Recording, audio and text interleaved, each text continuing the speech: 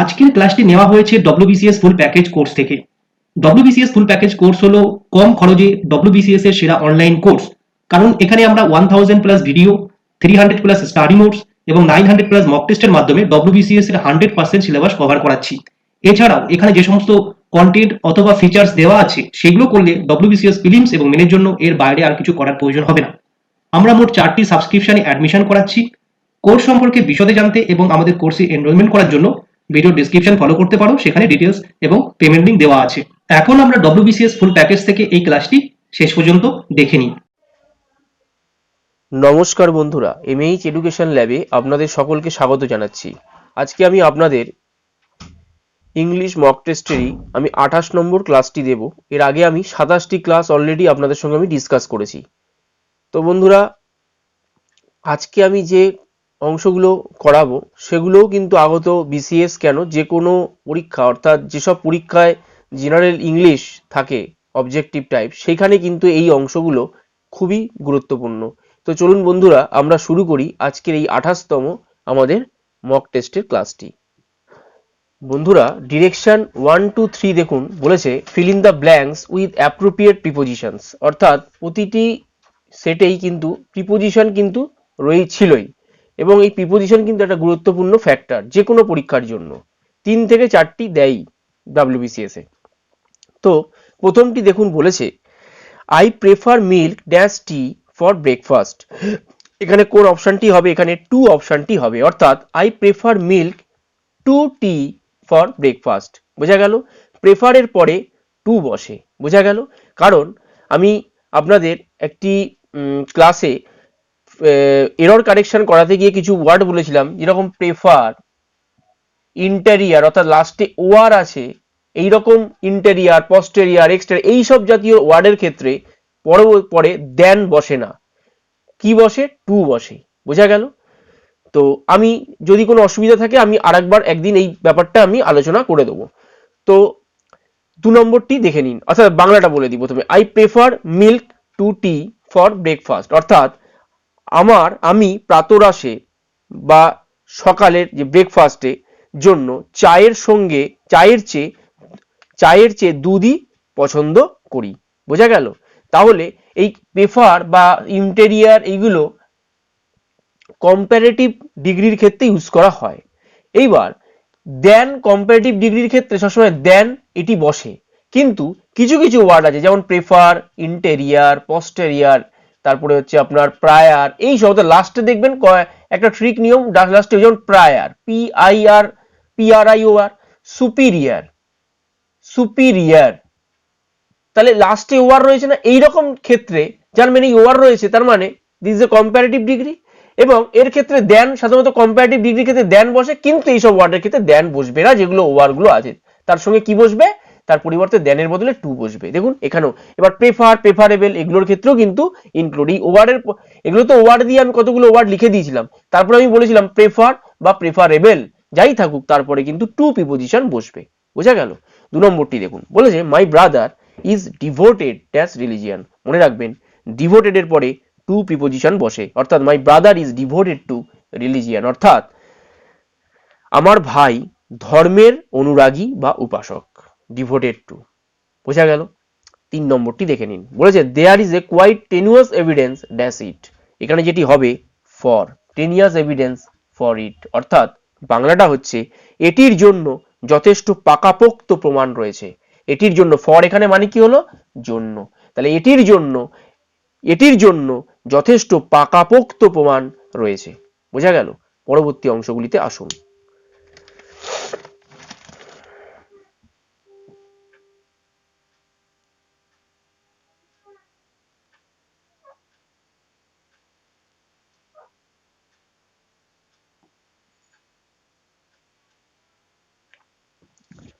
বন্ধুরা, direction 4 to 7 দেখুন, বলেছে এখানে 4 আর 5 রয়েছে, বলেছে choose the right meaning of the idiomatic phrase. অর্থাৎ এখানে যে ইডিওমেটিক ফ্রেজ গুলো দিয়েছে, এই যে on the cards, talk through one hat, তার অ্যাকচুয়াল মানেগুলো আপনাকে বলতে হবে। তো প্রথমটি দেখুন দিয়েছে on the cards. On the cards মানে কি? অন দ্য কার্ডস মানে মনে রাখবেন আপেক্ষিক কোনো কিছু, বলে না যে এটা পুরোটাই হচ্ছে আপেক্ষিক ব্যাপার, মানে অন দ্য কার, আপেক্ষিক মানে তাহলে কি হলো, অন দ্য কার্ডস মানে হলো টু রান অ্যাওয়ে না, স্যাটিসফ্যাকশন মানে পরিতৃপ্তি না, স্যাংশন মানে অনুমোদন বা সম্মতি না। এখানে যেটা হবে অন দ্য কার্ডস মানে যেটি থাকবে এটিই থাকবে আপনার অ্যান্টিসিপেটেড। অ্যান্টিসিপেটেড মানে আপেক্ষিক। বোঝা গেল? 5 নম্বরটিতে দেখুন বলেছে টক থ্রু ওয়ানস হ্যাট। টক থ্রু ওয়ান হ্যাট, টক থ্রু ওয়ান হ্যাট মানে কি? মানে হচ্ছে আজে বাজে কথা বলা, আজে বাজে কথা বলা। দেখুন কি কি পয়েন্ট দিয়েছে, টক গুড পয়েন্টস না, আমি কি বললাম আজে বাজে কথা বলা, তার মানে এটি হচ্ছে না। টু টক সিক্রেটলি মানে গোপন ভাবে কথা বলা না। টক পজিটিভলি, পজিটিভ কথা বলা না, আমি কি বলেছি আজে বাজে কথা বলা, পজিটিভ কথা যদি হয় সেটা তো ভালো কথা হবে পজিটিভ, সেটা নয়। টক ননসেন্স মানে আজে বাজে কথা বলা, তাহলে বি হবে ইজ দ্য রাইট আনসার। এবং যদি টক থ্রু ওয়ান হ্যাডস দেয় আপনাদের এই অপশনটাই থাকবে এবং এটি আপনাকে সরাসরি করে দিতে হবে টক ননসেন্স। বোঝা গেল? পরবর্তী 6 আর 7 নম্বরটি দেখে নিন।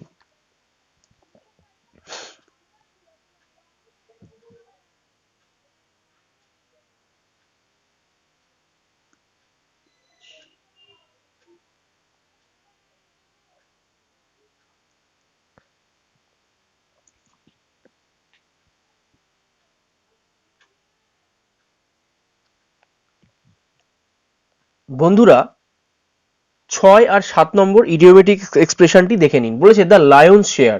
লায়ন্স শেয়ার মানে কি? লায়ন্স শেয়ার মানে হচ্ছে একটা বিশাল অংশ। কি বললাম? একটা বিশাল অংশ। তাহলে এখানে দেখুন কোনটা আছে, biggest part, smallest part, equal part and get nothing. অর্থাৎ আমি কি বলেছি বিশাল অংশ, তার মানে এ হবে ইজ দ্য রাইট আনসার। অর্থাৎ বিগেস্ট পার্ট বা পরীক্ষার সময় অনেক সময় বিগেস্ট অনেক সময় দেয়, অনেক সময় দেয় দুটোই জেনে নিন, লার্জার পার্টও দেয়। ঠিক আছে, তাহলে দুটোর মধ্যে আমি দুটোই বলে দিলাম, যেটা আসবে আপনারা সেটাই করবেন। বোঝা গেল? 7 নম্বরটি দেখে নিন। বলেছে byte the bullet. Byte the bullet মানে কি? বাইট দ্য বুলেট মানে হচ্ছে অপ্রীতিকর পরিস্থিতির মুখোমুখি হওয়া। কি বললাম? অপ্রীতিকর পরিস্থিতির মুখোমুখি হওয়া, বাইট দ্য বুলেট। তাহলে এখানে দেখুন অপ্রীতিকর পরিস্থিতি কোনটা বোঝাচ্ছে, টু গেট সামওয়ান ড্রাঙ্ক না, টকিং ননসেন্স আজে বাজে কথা বলা না, এটা তো আমরা আগেরটা পড়লাম, এর আগেরটা। ফাইট উইথ আদার্স না, ফেস আনপ্লিজেন্ট সিচুয়েশন, আমি কি বললাম বাইট দ্য বুলেট মানে হচ্ছে অপ্রীতিকর পরিস্থিতির মুখোমুখি হওয়া, তাহলে ফেস আনপ্লিজেন্ট সিচুয়েশন, তার মানেটা কি অপ্রীতিকর পরিস্থিতির, অপ্রীতিকর পরিস্থিতির মুখোমুখি হওয়া। বোঝা গেল? পরবর্তী অংশগুলিতে আসুন।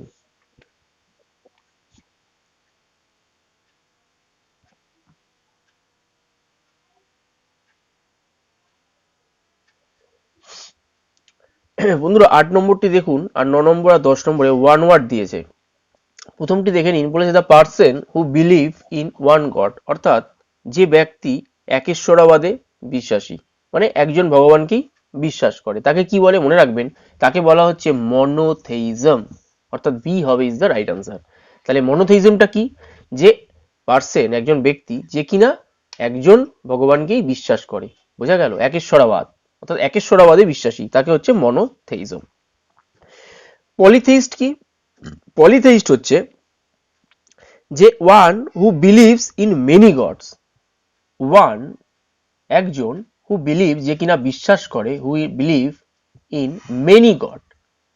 তাহলে বোঝা গেল কি বললাম, একজন যদি হয় তাহলে মনোথেইজম বা মনোথেইস্ট অনেক সময় বলে, মনোথেইস্ট বলে, এটাও আমি দিয়ে দিই, এটাও কিন্তু আসতে পারে, মনোথেইস্ট বলে, মনোথেইস্ট। আর যদি one who believes in many god তাহলে পলিথেইস্ট হবে। বোঝা গেল? আর ডেইস্ট কি? ডেইস্ট হচ্ছে who one who believe in যে কিনা বিশ্বাস করে, in believe in the existence of God, existence of God, but denies বা ডিনাই রিভিলড রিলিজিয়ান, বা ডিনাইস রিভিলড রিভিলড রিলিজিয়ান। একটু লিখে নিন, এটা একটু ছোট জায়গার মধ্যে লিখলাম তো, হয়তো ডেইসটা হচ্ছে পরীক্ষার সময় আপনাকে দিতে পারে one who believe in the existence of god, যে ভগবানের অস্তিত্ব আছে বিশ্বাস করে, কিন্তু বা ডিনাই রিভিল রিলিজিয়ন, অর্থাৎ ধর্মকে মানে রিভিল মানে হচ্ছে প্রচার বা উদ্ঘাটন করতে, সেটা কিন্তু সে ভালোবাসে না বা ডিনাই করে, তাকে বলা হচ্ছে ডেইস্ট। বোঝা গেল কি বললাম? তাহলে যদি বলে একটা গড, তাহলে এখান থেকে আমি কি পেলাম? তিনটে কোশ্চেন পেলাম। কিরকম? যদি একজন বলে তাহলে মনোথেইজম, যদি একজন একেশ্বরাবাদী বিশ্বাস বা একজন গডকে বিশ্বাস করে, একটাই ভগবানকে বিশ্বাস করে, তাহলে মনোথেইস্ট বা মনোথেইজম। যে অনেকগুলো গড ভগবান বিশ্বাস করে, অনেক ভগবানকে বিশ্বাস মানে বলেন একেশ্বরাবাদ আর অনেক ভগবানে বিশ্বাসী, সেটা হচ্ছে কিরকম? পলিথেইস্ট বা পলিথেইজমও কিন্তু বলে, পলিথেইজমও কিন্তু বলে। আর ডেইস্ট কি? One who believe in the existence of god, অর্থাৎ ভগবানের অস্তিত্ব আছে কিনা সে বিশ্বাস করে, বাট ডিনাই রিভিলড রিলিজিয়ন, অর্থাৎ ধর্মের প্রচার বা উদ্ঘাটনে সে ডিনাই করে। বোঝা গেল? সেইটা হচ্ছে ডেইস্ট। 9 নম্বরটিতে আসুন, বলেছে person who writes with both hand, যে দুটো হাতেই লিখতে পারে, তাকে কি বলে? মনে রাখবেন, তাকে বলে অ্যাম্বিডেক্সট্রাস। অ্যাম্বিডেক্সট্রাস। বোঝা গেল? বি হবে ইজ দ্য রাইট আনসার। আচ্ছা, এটা দেখে নিন, বলেছে অ্যাম্বিসিনিস্ট্রাস। অ্যাম্বিসিনিস্ট্রাস মানে কি? Unskillful, one who unskillful with both hands. Unskillful with both hand যদি বলে তাহলে হচ্ছে অ্যাম্পিসিনিস্ট্রাস। বোঝা গেল? আর যদি দুটো হাতেই সে লিখতে পারে, বোথ হ্যান্ডস, রাইট, তাহলে সেটা হবে অ্যাম্বিডেক্সট্রাস। আর এপিটাপ মানে হচ্ছে সমাধি লিপি, সমাধির ওপরে যে লেখা হয় তাকে বলে এপিটাপ। আর ভেন্ট্রিলোকুইস্ট মানে কি? ভেন্ট্রিলোকুইস্ট মানে হচ্ছে হরবোলা। কি বলে? হরবোলা, যেটাকে এক কথায় বলে হচ্ছে হরবোলা। কিরকম জিনিসটা দিতে পারে? কোশ্চেন দিতে পারে, এ পার্সন, এটা ভেন্ট্রিলোকুইস্টের ক্ষেত্রে, a person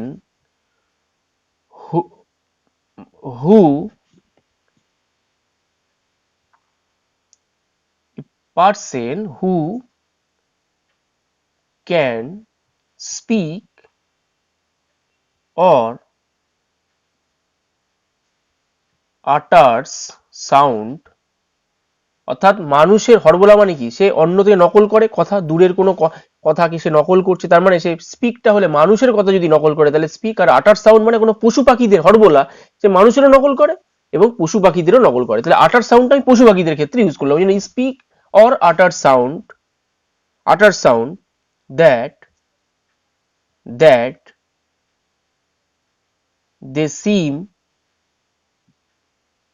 they seem to come from someone বা somewhere else। কি বললাম? আপনারা একটু লিখে নিন ব্যাপারটা। ভেন্ট্রিলোকুইস্ট দিলে কিরকম দেবে কোশ্চেনটা? আপনাকে দেবে a person who can speak or আটার সাউন্ড। এ পার্সন কি না বলতে পারে, কথা বলতে পারে এবং আটার সাউন্ড করতে পারে, দ্যাট, যেটা কি না, that they seem to come from someone or somewhere else. বোঝা গেল কি বললাম? অর্থাৎ বাংলাটা হচ্ছে যে ব্যক্তি দুরাগত স্বরের অনুকরণে কথা বলে। এক কথায় কি বললাম? যে ব্যক্তি দুরাগত স্বরের অনুকরণে কথা বলে তাকে বলা হচ্ছে ভেন্ট্রিলোকুইস্ট, বা আমরা হরবোলাও বলি। 10 নম্বরটিতে আসুন, বলেছে পার্সন হু বিলিভস আদার্স, অর্থাৎ একজন ব্যক্তি যে কিনা সবাইকে বিশ্বাস করে, মনে রাখবেন তাকে বলে হচ্ছে ক্রেডুলাস। তাকে কি বলে? তাকে বলে হচ্ছে ক্রেডুলাস। তাকে বলা হচ্ছে ক্রেডুলাস।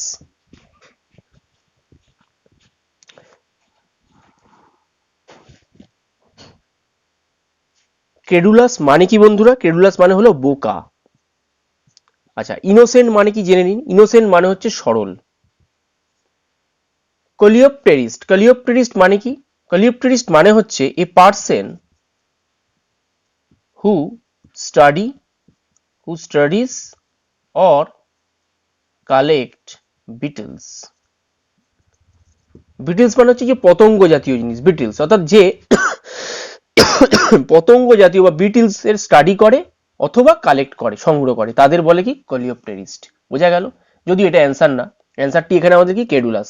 বাকিগুলো জিনিস ম্যালকন্টেন্ট মানে কি? খুঁতখুঁতে। ম্যালকন্টেন্ট মানে হচ্ছে খুঁতখুঁতে। তাহলে আমরা এখান থেকে কটা পেলাম?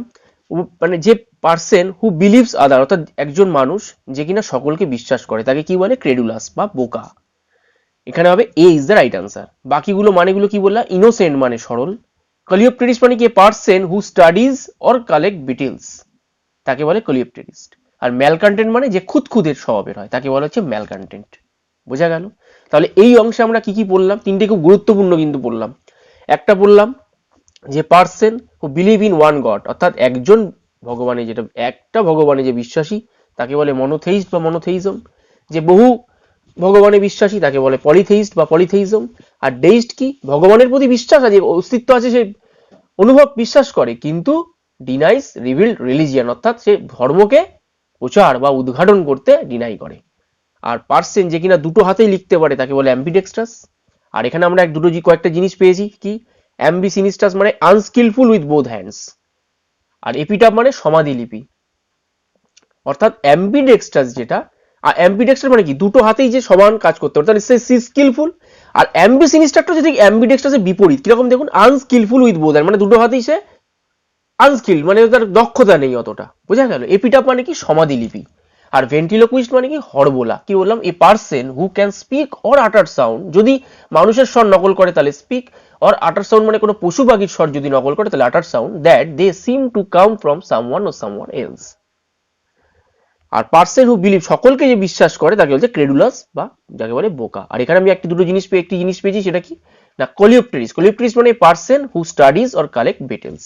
বুঝা গেল? পরবর্তী অংশগুলিতে আসুন।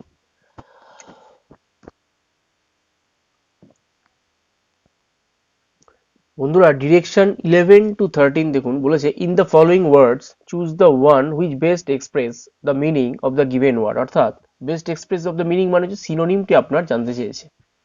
প্রথমে দেখুন 11 নম্বরটি আছে গ্র্যাচুইটি। গ্র্যাচুইটি মানে কি? গ্র্যাচুইটি মানে হচ্ছে বকশিস, বকশিস দেওয়া। তার সিনোনিমটি কি হবে? মনে রাখবেন, টিপ। অর্থাৎ বি হবে ইজ দ্য রাইট আনসার। আমরা যে কোনো হোটেলে যখন যাই, তখন যখন আমরা কোনো কিছু খাবার, আমাদের যখন খাওয়া দাওয়া হয়ে যায়, তখন যারা সার্ভ করে স্টিওয়ার্ডসরা, তাদের আমরা কি টিপস বলি।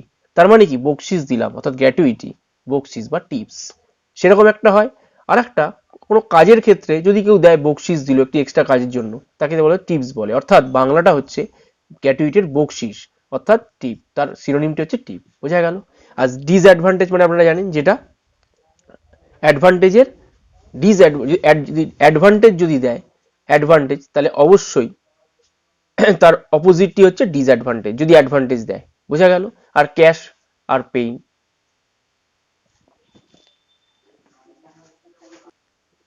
মানেগুলো আমি লিখে দিচ্ছি। ডিসঅ্যাডভান্টেজ, তাহলে অ্যাডভান্টেজ যদি থাকে আপনার, তাহলে কিন্তু সেখানে আপনার কিন্তু অবশ্যই ছোট ছোট প্রশ্ন কিন্তু দিয়ে দিতে পারে।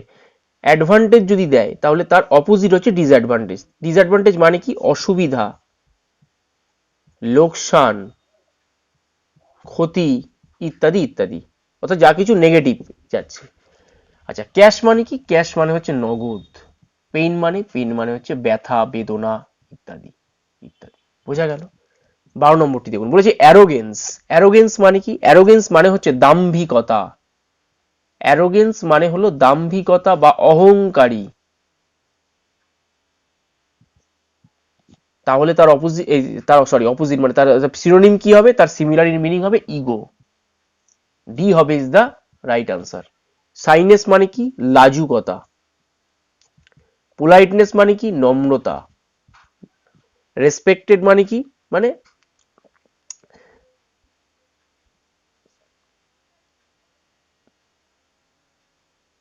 শ্রদ্ধা বা শ্রদ্ধেয়। 13 নম্বরটি দেখে নিন, বলেছে অ্যাক্সিওম। অ্যাক্সিওম মানে কি? অ্যাক্সিওম মানে শত সিদ্ধ সত্য। শত সিদ্ধ সত্য। তাহলে অ্যাক্সিওমের সিনোনিমটি কি হবে? ম্যাক্সিম। ম্যাক্সিম মানে কি? ম্যাক্সিম মানে প্রবাদ। যেটা শতসিদ্ধ সত্য, তাহলে সেটা প্রবাদ, তাহলে সেটা হবে ম্যাক্সিম। ওই সেন্সে এটাকে কল্পনা করতে হবে। বুঝা গেল? আচ্ছা, ব্লান্ডার মানে কি? ব্লান্ডার মানে ভুল। ব্লান্ডার মানে বড় ভুল। চেরিস মানে কি? চেরিস মানে হলো স্নেহ করা। চেরিস মানে হলো স্নেহ করা। আর জেন্টলনেস মানে কি? জেন্টেলনেস মানে অনেকগুলো হয়, নম্রতা হয়, ভদ্রতা হয়, আর একটা হয় কোমলতাও হয়, কোমলতাও হয়। বোঝা গেল? তাহলে এখানে আমরা যে কটা পড়লাম, একটা হচ্ছে গ্র্যাটুইটি মানে বকশিস, যার সিনোনিম হচ্ছে টিপ, অ্যারোগেন্স মানে দাম্ভিকতা বা অহংকারী, যার সিনোনিম হচ্ছে ইগো, অ্যাক্সিওম মানে কি, মানে স্বতঃসিদ্ধ সত্য, তার সিনোনিম হচ্ছে ম্যাক্সিম। পরবর্তী অ্যান্টোনিমগুলিতে আসুন। বন্ধুরা ডিরেকশন 14 to 16 দেখুন, বলেছে in the following word choose the word opposite in meaning, মানে আপনাকে অ্যান্টোনিমটি জানতে চেয়েছে। আগেরটা আমরা সিনোনিম বললাম, এবার অ্যান্টোনিম। বলেছে প্রভোক, প্রভোক মানে কি, প্রভোক মানে উস্কানি, উস্কানো বা উস্কানিমূলক, উস্কানিমূলক, উস্কানি টাইপের কোনো কিছু দেয়। তার মানে প্রথমে অপশনগুলো দেখে নি, তার অপোজিট করতে চেয়েছে। ইনসাল্ট মানে কি, অপমান করা। অ্যাঙ্গার মানে কি, রাগ বা রেগে যাওয়া। এনকারেজ মানে কি, এনকারেজ মানে উৎসাহিত করা বা উৎসাহ বা উৎসাহিত করা, উৎসাহিত করা। আর সুদ, সুদ মানে কি, সুদ মানে হচ্ছে সান্ত্বনা দেয়া, সান্ত্বনা, সান্ত্বনা দেয়া। তাহলে সান্ত্বনা দেয়া, তাহলে আমাদের কি চেয়েছে, প্রভোক, প্রভোক মানে উস্কানো, তাহলে অবশ্যই তার অপোজিট হবে সুদ, অর্থাৎ সান্ত্বনা দেয়া। অ্যান্টিপ্যাথি, অ্যান্টিপ্যাথি মানে কি, অ্যান্টিপ্যাথি মানে হচ্ছে বিদ্বেষ, ক্ষোভ, বিদ্বেষ বলে না, সেই বিদ্বেষ অ্যান্টিপ্যাথি মানে। তাহলে দেখুন এতে কি আছে, এনমিটি, এনমিটি মানে কি, শত্রুতা। ডিসলাইক মানে কি, অপছন্দ। অ্যাফেকশন মানে কি, অ্যাফেকশন মানে স্নেহ। আর অ্যাভার্সন মানে কি, অ্যাভার্সন মানে হচ্ছে ঘৃণা। যদি এখানে সিনোনিম দিত তাহলে অবশ্যই বিদ্বেষ বা এর সিনোনিম হতো অ্যাভার্সন, কিন্তু আমাকে কি বলেছে, অ্যান্টোনিম। তাহলে বিদ্বেষ বা ঘৃণা তার মানে স্নেহ, তার অপোজিট অ্যাফেকশন, অর্থাৎ C of is the right answer. বোঝা গেল? ফিয়াস্কো, ফিয়াস্কো মানে কি, ফিয়াস্কো মানে হচ্ছে চরম ব্যর্থতা, ফিয়াস্কো মানে হচ্ছে চরম ব্যর্থতা, তাহলে তার অপোজিট চেয়েছে। আচ্ছা, সাকসেস মানে সাফল্য, ফেলিওর মানে কি, ব্যর্থতা, ওয়াজ আউট মানে কি, ওয়াজ আউট মানে সম্পূর্ণ হতাশা, সম্পূর্ণ হতাশা। আর লং মানে কি, লং মানে হচ্ছে দীর্ঘতা বা দীর্ঘসূত্রতা। তাহলে আমাকে কি চেয়েছে, ফিয়াস্কো মানে চরম ব্যর্থতা, তাহলে তাহলে তার অপোজিট কি হবে, অপোজিট হবে অবশ্যই চরম ব্যর্থতা, তার সবে সাফল্য, তাহলে এ হবে ইজ দ্য রাইট আনসার। তাহলে এই অংশে আমরা কি কি করলাম একবার একটু রিক্যাপ করে নিই। প্রভোক, প্রভোক মানে উস্কানো, তার অপোজিট কি, সুদ বা সান্ত্বনা দেয়া। অ্যান্টিপ্যাথি মানে বিদ্বেষ বা ঘৃণা, তার অপোজিট হচ্ছে স্নেহ, অ্যাফেকশন। আর ফিয়াস্কো মানে চরম ব্যর্থতা, তার অপোজিট কি, সাফল্য বা সাকসেস। বোঝা গেল? পরবর্তী অংশগুলিতে আসুন। বন্ধুরা ডিরেকশন 17 to 21 দেখুন, বলেছে fill in the blanks with correct word, অর্থাৎ শূন্যস্থান পূর্ণ করতে হবে। 17 নম্বরটি দেখুন, বলেছে could I have a dash of chocolate, এখানে যে অ্যান্সারটি হবে সেটি হবে বার অফ চকলেট, অর্থাৎ চকলেট বা আইসক্রিম, মনে রাখবেন চকলেট, এখানে যদি আইসক্রিমও বলতো তাহলেও কিন্তু এখানে পিস বা স্লাইস হতো না, পিস বা স্লাইস এগুলো হয় কেক, কের ক্ষেত্রে, আর চকলেট বা আইসক্রিম এগুলোর ক্ষেত্রে হয় বার। তাহলে এই বাংলাটা হচ্ছে আমি কি একটা চকলেটের বার পেতে পারি, তাহলে could I have A bar of chocolate, এটা কিন্তু ভীষণ ইম্পর্টেন্ট, এখানে বার হবে ইজ দ্য রাইট আনসার। এই কারেক্ট ওয়ার্ডস গুলোই কিন্তু দেবে, কারণ দেখুন এখানে কিন্তু খুব সিমিলার কিন্তু ওয়ার্ড গুলো আছে, বার, স্লাইস, পিস, কোনটা হবে খুব কনফিউশন। এগুলোই কিন্তু পিএসসির কিন্তু WBPSCর কিন্তু এগুলোই কিন্তু প্রশ্ন। 18 নম্বরটি দেখুন, বলেছে only one of the boys dash not done the homework, এখানে যেটি হবে বি হবে ইজ দ্য রাইট আনসার, অর্থাৎ অনলি ওয়ান অফ দ্য, আমি মনে রাখবেন বলেছিলাম আপনাদের ওয়ান ওয়ার্ড করা, এরর কারেকশন করাতে গিয়ে যদি each of, every of, one of, none of, none of, any of, এই কথাগুলো যদি থাকে, এই কথাগুলো যদি থাকে তাহলে অবশ্যই কি হবে, প্লুরাল নাউন আর সিঙ্গুলার ভার্ব।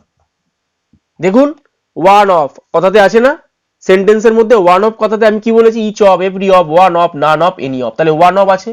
তাহলে ওয়ান অফ যদি থাকে সেন্টেন্সের মধ্যে এই কথাগুলো, তাহলে অবশ্যই তার নাউনটা হবে প্লুরাল। দেখুন বয়েস তো এখানে নাউন, তাহলে নাউনটা কি দেখুন প্লুরাল ফর্মে আছে, বয়েস, বয় নেই কিন্তু বয়েস, তাহলে অবশ্যই তার ভার্বটি হবে সিঙ্গুলার, ওই জন্য এখানে আমি করলাম হ্যাজ। বোঝা গেল?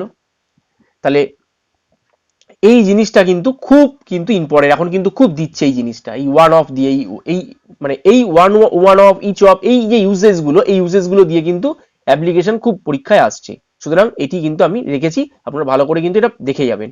19 নম্বরটি দেখুন, বলেছে the postman dash lives in the village is very old. এখানে যে অ্যান্সারটি হবে, এবার মনে রাখবেন, এখানে যে আছে ওয়ার্ডগুলো হু, ওয়ার্ড, হুম, হুইচ, এগুলো সব কটা রিলেটিভ প্রোনাউন, সব কটা রিলেটিভ প্রোনাউন। এবার আমি কোনো ব্যক্তির যখন হয়, কোনো ব্যক্তির ক্ষেত্রে হু, হুম আর যে বসে সেটা হচ্ছে হুজ। এই তিনটে রিলেটিভ প্রোনাউন বসে একমাত্র কোনো ব্যক্তি বিশেষে বা পার্সনের ক্ষেত্রে। বোঝা গেল? এবার কখন হু হবে, কখন হুম হবে, কখন হুজ হবে, সেই ইউজটা আপনারা একটু দেখে নিন।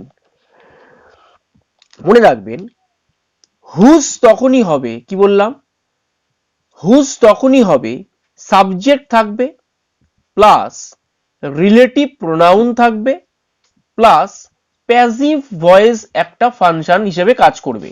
এখানে দেখুন তো, সাবজেক্ট আছে পোস্টম্যান, এখানে তারপরে একটা রিলেটিভ প্রোনাউন আমি দেব, ঠিক আছে, তারপরে আমি কি বলেছি, প্যাসিভ ভয়েস থাকবে, এখানে কোনো প্যাসিভ ফর্মই নেই, তাহলে এটি হবে না। দেখি হুম দিয়ে, হুমের নিয়ম হচ্ছে সাবজেক্ট থাকবে, দেখি সাবজেক্ট আছে, হ্যাঁ সাবজেক্ট আছে, তারপরে রিলেটিভ প্রোনাউন থাকবে, রিলেটিভ প্রোনাউন মানে হুম যদি বসতো, তাহলে তারপরে অবশ্যই নাউন বা প্রোনাউন থাকতেই হতো। তারপরে কি নাউন প্রোনাউন আছে বন্ধুরা? নেই। নাউন প্রোনাউনের পরে ভার্ব থাকতো, তাহলে হুমটিও হচ্ছে না। কিন্তু হুয়ের নিয়মটি হচ্ছে সাবজেক্ট থাকবে, তারপরে রিলেটিভ প্রোনাউন থাকবে, তারপরে ভার্ব থাকবে। দেখুন সাবজেক্ট আছে, তারপরে আমি রিলেটিভ প্রোনাউন যদি হু বসাই, তাহলে তারপরে ভার্ব লিভস মানে ভার্ব এটা, তাহলে এখানে who is the right answer হবে, অর্থাৎ এ হবে ইজ দ্য রাইট আনসার। ব্যাপারটা বোঝা গেল কি বললাম? হুজ, হু, হুম কখন বসাবো আপনাকে সেন্টেন্সটা দেখে বুঝতে হবে। হুজ যদি আমি বসাই তাহলে সাবজেক্ট দেখবো, তারপরে রিলেটিভ প্রোনাউন যদি আমি হুজ এখানে বসাতাম, তারপরে আমাকে প্যাসিভ ফর্ম দিয়ে বসতো, তাহলে এখানে কোনো সেটা নেই।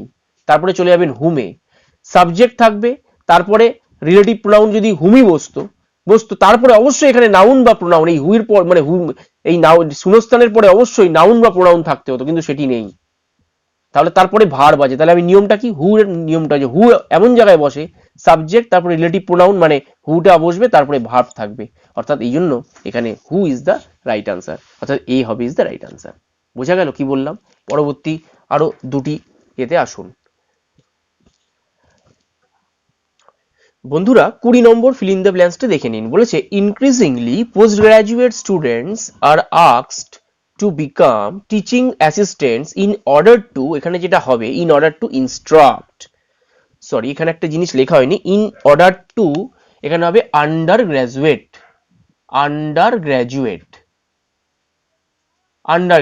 অর্থাৎ এখানে যে অ্যান্সারটি হবে সেটি হবে ইনস্ট্রাক্ট, অর্থাৎ INS ইনস্ট্রাক্ট, TRUCT ইনস্ট্রাক্ট, অর্থাৎ বাংলাটা হচ্ছে যে ক্রমবর্ধমান স্নাতকোত্তর শিক্ষার্থীদের আন্ডার গ্র্যাজুয়েটদের শিক্ষা সহায়ক হওয়ার আদেশ দেওয়া হয়েছে। কি বললাম? ক্রমবর্ধমান স্নাতকোত্তর শিক্ষার্থীদের আন্ডার গ্র্যাজুয়েটদের শিক্ষা সহায়ক হওয়ার আদেশ দেওয়া হয়েছে। অর্থাৎ এখানে ইনস্ট্রাক্ট মানে কোনো কিছু ইনস্ট্রাকশন দেয়া, ইনস্ট্রাকশন বা কোনো মানে ইনস্ট্রাকশন থেকে কিন্তু এই কথাটা এসেছে ইনস্ট্রাক্ট, অর্থাৎ নির্দেশ দেয়া, অর্থাৎ ইনস্ট্রাক্ট মানে কি, নির্দেশ দেয়া। বোঝা গেল কি বললাম?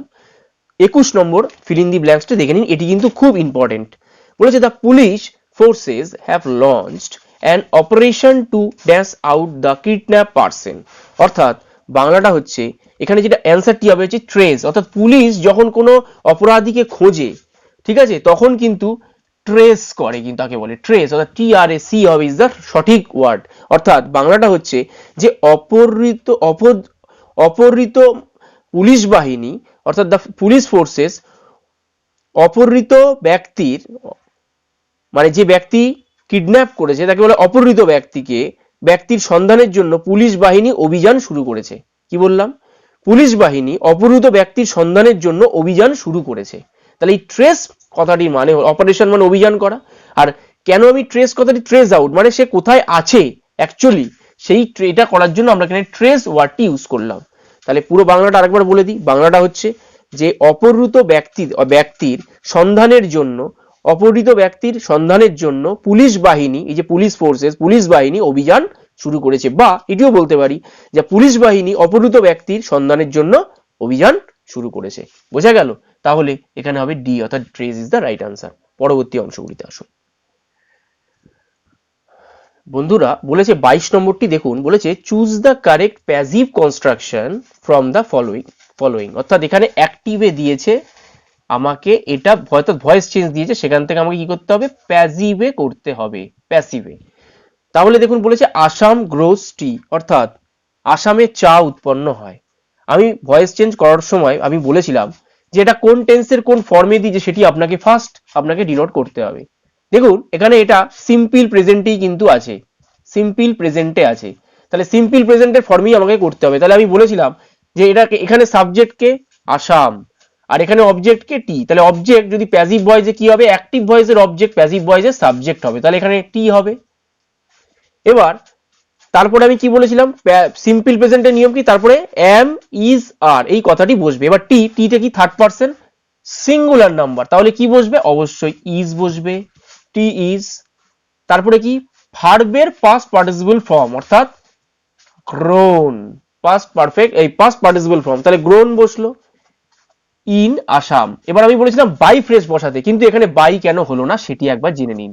আসাম তো একটা রাজ্য, তার আগে সবসময় ইন হবে। যদি এখানে কোনো ব্যক্তি বলতো তার আগে, তাহলে অবশ্যই বাই হতো। কি বললাম বোঝা গেল? যেহেতু এখানে রাজ্য তাই জন্য ইন, সব সময় এটা মনে রাখবেন। তাহলে যেখানে টি ইজ গ্রোন ইন আসাম, দেখুন এখানে কোথায় আছে? টি ইজ বিং হবে না, টি গ্রোন ইন আসাম না, tea is grown in Assam, হ্যাঁ C is the right answer, অর্থাৎ সি হবে রাইট আনসার। আর let the tea be grown এটাও হবে না। পরবর্তী অংশটিতে আসুন।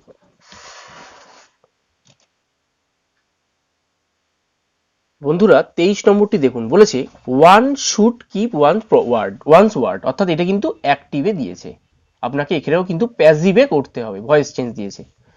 অর্থাৎ one should keep one's word, অর্থাৎ একজনের অবশ্যই তার কথা রাখা উচিত, এটা হচ্ছে বাংলাটা। তাহলে এখানে কি হবে? তাহলে আমরা অবশ্যই বলবো কথা অবশ্যই রাখা উচিত, তাহলে এটা প্যাসিভে বলবো। তাহলে কথা, তাহলে এখানে ওয়ার্ডটা কি? এখানে ওয়ার্ড হচ্ছে কি? অবজেক্ট, অর্থাৎ অ্যাক্টিভ ভয়েস এর এই ওয়ার্ডটা, যে এই সেন্টেন্সটা দিয়েছিল one should keep one word, তাহলে এখানে অবজেক্টটা হচ্ছে অবজেক্ট, ওয়ার্ডটা হচ্ছে অবজেক্ট, তাহলে এইটা কি হবে? প্যাসিভে সাবজেক্ট হয়ে যাবে। দেখুন এ ওয়ার্ড চলে এসেছে, তাহলে a word should be kept, অর্থাৎ এ হবে ইজ দ্য রাইট আনসার। বোঝা গেল?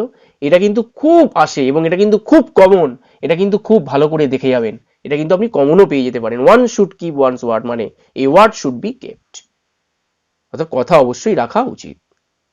পরবর্তী অংশটিতে আসুন।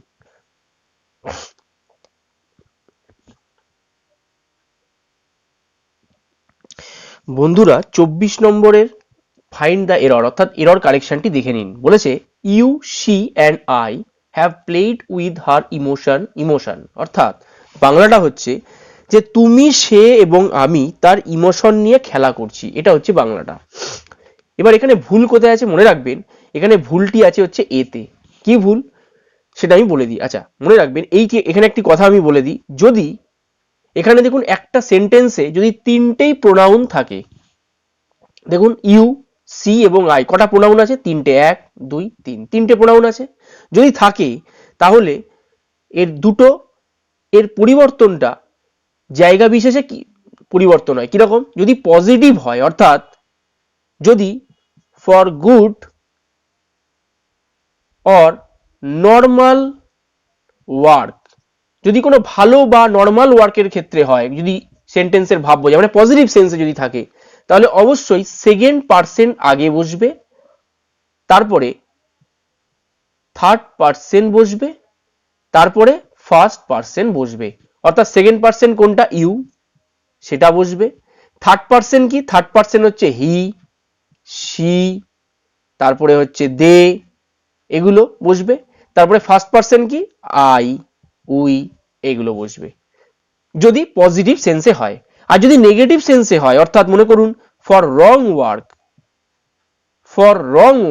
যদি কোনো নেগেটিভ সেন্টেন্সে হয়, মানে যদি কোনো নেগেটিভ ভাবমূর্তি প্রকাশ করে, তাহলে কি হবে? ফার্স্ট পারসন আগে বসবে, তারপরে থার্ড পার্সন বসবে, তারপরে সেকেন্ড পার্সন বসবে। এবার ফার্স্ট পার্সন মানে কি? ফার্স্ট পার্সন মানে হচ্ছে আই, উই। থার্ড পার্সন মানে কি? He, she, they. আর সেকেন্ড পার্সন মানে কি? ইউ বসবে। এবার এখানে ঘটনাটি দেখুন কি বলেছে, যে তার ইমোশন নিয়ে খেলা করছে, তার মানে কি কোনো ভালো কাজ করছে না কিন্তু, তাহলে তার নেগেটিভ ওয়ার্ক। আপনাকে সেন্টেন্সের এক্সপ্রেশন বুঝতে হবে। এখানে কিন্তু কোনো ভালো কাজের ব্যাপার বোঝায়নি, বলছে তার কোনো ইমোশন নিয়ে খেলা করাটা ভালো কাজ নাকি, তাহলে খারাপ কাজ। তাহলে আমি কি বলেছি? তাহলে এই যে প্রোনাউন গুলো পরপর বসেছে ইউ, শি এন্ড আই, এদের জায়গা পরিবর্তন হবে। কিরকম? ইউটা second person, she third person এবং আই হচ্ছে ফার্স্ট পার্সন। তাহলে এটা হচ্ছে সেকেন্ড পার্সন, এটা হচ্ছে থার্ড, এটা হচ্ছে ফার্স্ট পার্সন। তাহলে পরিবর্তনটা কি বলেছি? প্রথমে ফার্স্ট পার্সন বসবে, তাহলে ফার্স্ট পার্সনটা আগে দিই, আই। তাহলে এখানে কি হবে? ফার্স্টে আই আসবে। তারপরে কি বলেছে? Third person. থার্ড পার্সন কি? সি, সিটা থাকবে। তারপরে কি হবে? অ্যান্ড ইউ, এই যে সেকেন্ড পার্সন ইউ। তাহলে he, she and I, she and you হবে। কি বললাম বোঝা গেল? তাহলে হবে কি? I, she and you, I, she and you বসবে। বোঝা গেল? তাহলে এই জিনিসটা কিন্তু প্রোনাউন ইন ইচ কেস থেকে কিন্তু এই জিনিসটা কিন্তু দিতে পারে আপনাকে এররটি। বোঝা গেল কি বললাম? যদি এরকম সেন্টেন্স আপনাকে দিয়ে দেয় এবং সেন্টেন্সের মধ্যে যদি দেখেন যে তিনটে প্রিপোজিশন আছে, তাহলে প্রিপোজিশনগুলো নিশ্চয়ই কিন্তু ভুল আছে। ভুলটা এখানেই থাকবে, যেখানে তিনটে প্রিপোজিশন দেবে সেখানেই আপনি ভুল থেমে যাবেন। আপনি এবার দেখে নেবেন যে সেন্টেন্সটা এবার নেগেটিভ সেন্টেন্সে দিয়েছে না পজিটিভ ভাব প্রকাশ করছে। দেখছি আমি ইমোশন নিয়ে খেলা করা, সেটা পজিটিভ নয়, সেটা নেগেটিভ। তাহলে নেগেটিভের নিয়ম কি? ফার্স্টে ফার্স্ট পার্সন চলে আসবে, তারপরে থার্ড পার্সন, তারপরে সেকেন্ড পার্সন। কি বললাম বোঝা গেল? তাহলে হবে আই, সি অ্যান্ড ইউ। পরবর্তী এররটিতে আসুন।